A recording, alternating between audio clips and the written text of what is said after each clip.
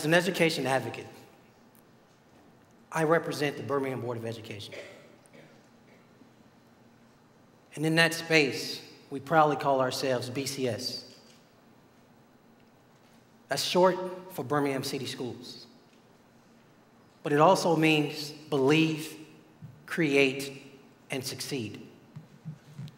Now, in that space, any urban school system across this nation can be BCS.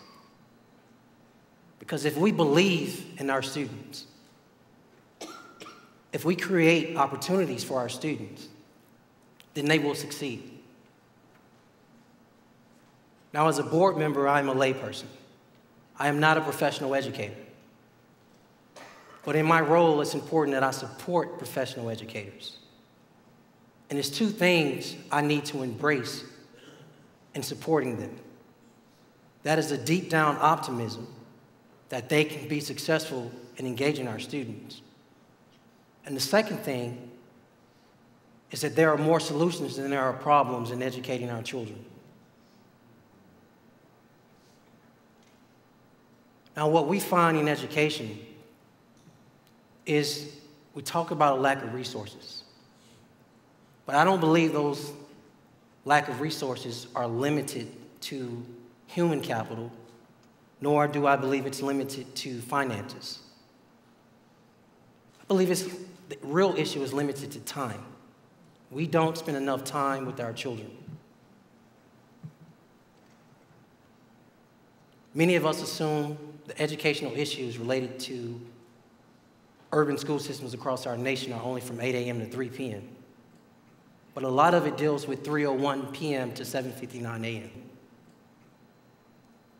We have to embrace spending more time with our children. 10 years ago, James Heckman said that the disadvantages or early disadvantages left untreated will lead to educational difficulties in later years. That as advantages accumulate, disadvantages accumulate as well. Many of us may assume that that's related only through K through 5th. And if we don't get K through 5th right, we can't get 6th through 8th right. And if we don't get 6th through 8th right, we can't get 9th through 12th right. But I think it goes deeper than that. We have to look at what happens between birth and 5 years of age, because those are the biggest disadvantages. So imagine all of us in this room. We've just finished dentistry school. We come home, we say we want to open up our own dentistry office in the neighborhood we grew up in. We were the top of our class. We have the top of the line equipment. We have the top of the line facility. We have the top of the line staff, and we're good at bringing smiles. But for the last 5 years, the people who are in proximity to your dentistry office have not brushed their teeth. They have not flossed. They haven't been to a dentist's office. They haven't done anything as it relates to their dental hygiene. And so when they walk into our office, after having done anything to their own dental hygiene in 5 years, what's the best we can do? That is the frame we have for a lot of our urban school systems across this nation. That the foundation is not properly set for our children. So none of us should believe that it's some big solution that we can't find. It's actually easy. It's called time.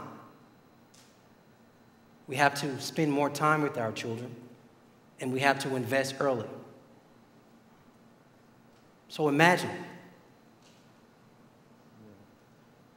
across all the urban areas of this nation,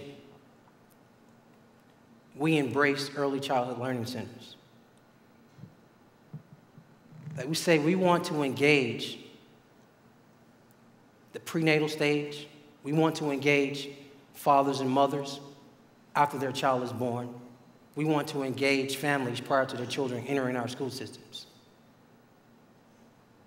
That the concept of words and the concept of numbers is a village project. And if we're going to close those disadvantages, because we can't afford for them to continue to accumulate,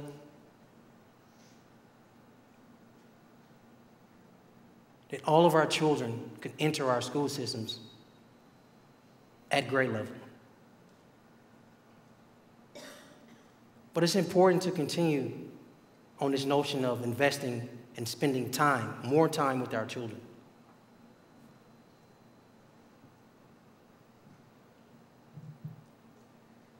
"180 days in school is not enough. It's right at 6 months, a half a year.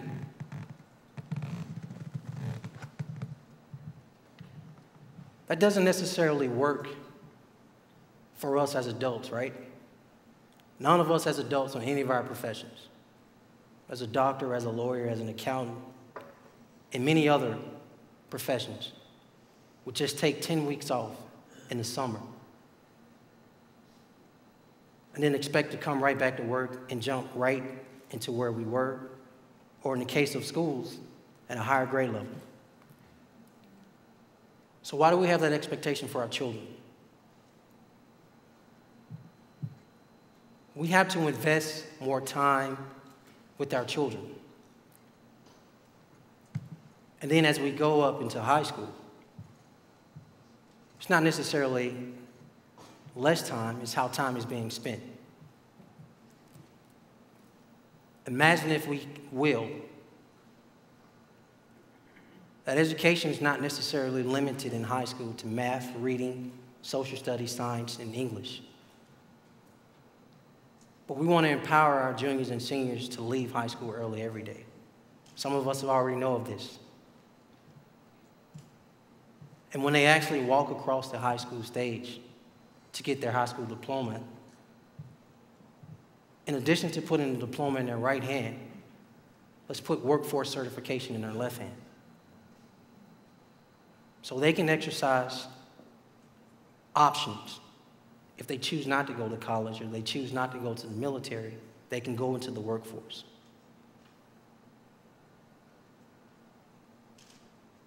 There are more solutions than there are problems for our urban school systems across this nation. But we have to pivot as adults from an adult-driven culture, continuing to do what only works for us and not works for our children. That means being bold, and that means embracing change. And that change starts with investing more time. Thank you.